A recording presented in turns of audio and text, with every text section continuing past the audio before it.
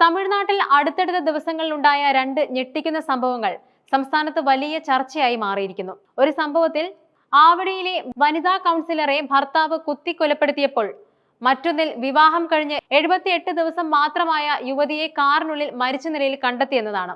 ഈ സംഭവങ്ങൾ തമിഴ്നാട്ടിൽ സ്ത്രീ സുരക്ഷയെക്കുറിച്ചുള്ള ആശങ്കകൾ വർദ്ധിപ്പിക്കുകയും സമൂഹത്തിൽ ഞെട്ടലുണ്ടാക്കുകയും ചെയ്തിട്ടുണ്ട്. ആവടി ജില്ലയിലെ വിടുതലൈ ചിരുതൈകൾ കച്ചി അംഗമായ വനിതാ കൗൺസിലർ ഗോമതി ഭർത്താവ് സ്റ്റീഫൻ രാജിന്റെ കുത്തേറ്റ് മരിച്ച സംഭവം കഴിഞ്ഞ വ്യാഴാഴ്ചയാണ് റിപ്പോർട്ട് ചെയ്തത്. ഭർത്താവിനുണ്ടായ സംശയമാണ് ഈ ദാരുണമായ കൊലപാതകത്തിലേക്ക് നയിച്ചതെന്നാണ് പ്രാഥമിക വിവരം. പോലീസ് നൽകുന്ന വിവരമനുസരിച്ച് ഗോമതിക്ക് മറ്റൊരാളുമായി രഹസ്യബന്ധമുണ്ടെന്ന് സ്റ്റീഫൻ രാജ് സംശയിച്ചിരുന്നു.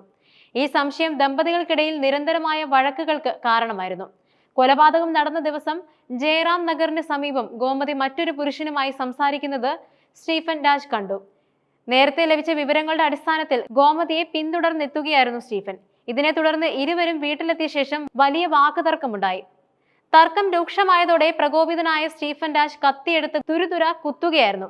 ഗുരുതരമായി പരിക്കേറ്റ ഗോമതി സംഭവ സ്ഥലത്ത് വെച്ച് തന്നെ കുഴഞ്ഞു വീണ് മരിച്ചു. നിലവിളി കേട്ട് ഓടിയെത്തിയ നാട്ടുകാർ കണ്ടത് രക്തത്തിൽ കുളിച്ചു കിടക്കുന്ന ഗോമതിയാണ്.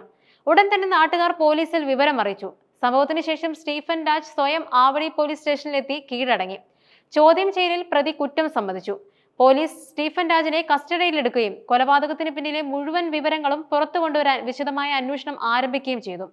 പൊതുപ്രവർത്തകയായ ഗോമതിയുടെ മരണം ആവടിയിലെ രാഷ്ട്രീയ സാമൂഹിക മേഖലയിൽ വലിയ ഞെട്ടലുണ്ടാക്കിയിട്ടുണ്ട്.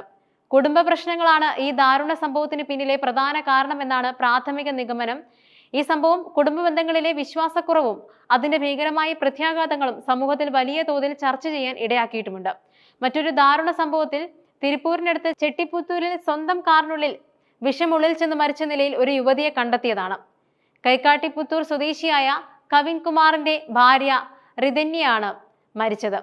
ഏറ്റവും ഞെട്ടിക്കുന്ന വസ്തുത ഇവരുടെ വിവാഹം കഴിഞ്ഞിട്ട് വെറും 78 ദിവസങ്ങൾ മാത്രമേ ആയിരുന്നുള്ളൂ എന്നതാണ്.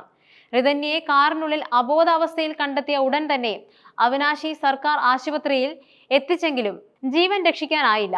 റിതന്യയുടെ മരണം കൊലപാതകമാണോ ആത്മഹത്യയാണോ എന്നതിൽ ദുരൂഹതകൾ നിലനിൽക്കുന്നുണ്ട്. പോലീസ് നടത്തിയ പ്രാഥമിക അന്വേഷണത്തിൽ റിതന്യ തന്റെ പിതാവ് അണ്ണാദുരൈക്ക് അയച്ച ഒരു ശബ്ദ സന്ദേശം കണ്ടെത്തി. ഈ സന്ദേശത്തിൽ ഭർത്താവിന്റെ വീട്ടിൽ പ്രശ്നങ്ങൾ നിലനിന്നിരുന്നതായി റിതന്യ സൂചിപ്പിച്ചിട്ടുണ്ട്. ഇത് മരണത്തിൽ ദുരൂഹത വർദ്ധിപ്പിക്കുന്നുമുണ്ട്. കുടുംബപരമായ പീഡനങ്ങളാണോ മരണത്തിന് കാരണമായതെന്ന സംശയം ശക്തമാണ്. പോലീസ് ഈ ശബ്ദ സന്ദേശം വിശദമായി പരിശോധിച്ചു വരികയാണ്. സംഭവത്തിൽ തിരുപ്പൂർ RDO അന്വേഷണം ആരംഭിച്ചിട്ടുണ്ട്. വിവാഹം കഴിഞ്ഞ് ചുരുങ്ങിയ ദിവസങ്ങൾക്കുള്ളിൽ യുവതി മരിച്ചതിനാൽ സ്ത്രീധന പീഡന സാധ്യതകളും അന്വേഷണ പരിധിയിലുണ്ട്. ഇന്ത്യൻ നിയമപ്രകാരം വിവാഹം കഴിഞ്ഞ് 7 വർഷത്തിനുള്ളിൽ ഒരു സ്ത്രീ ദുരൂഹ സാഹചര്യത്തിൽ മരിച്ചാൽ അത് ഭർത്തൃ വീട്ടുകാരുടെ പീഡനം മൂലമുള്ള മരണമായി കണക്കാക്കാൻ സാധ്യതയുണ്ട്. റിതന്യയുടെ മരണ വിവരം അറിഞ്ഞ ബന്ധുക്കൾ അവിനാശി സർക്കാർ ആശുപത്രിയുടെ മുന്നിൽ തടിച്ചുകൂടി പ്രതിഷേധിക്കുകയുമുണ്ടായി. റിതന്യയുടെ ഭർത്താവ് കവിൻ കുമാറിനും മാതാപിതാക്കൾക്കുമെതിരെ നടപടിയെടുക്കുമെന്നാവശ്യപ്പെട്ട് അവർ റോഡ് ഉപരോധിച്ചു. തങ്ങളുടെ മകൾക്ക് നീതി ലഭിക്കണമെന്നാവശ്യപ്പെട്ടായിരുന്നു അവരുടെ സമരം.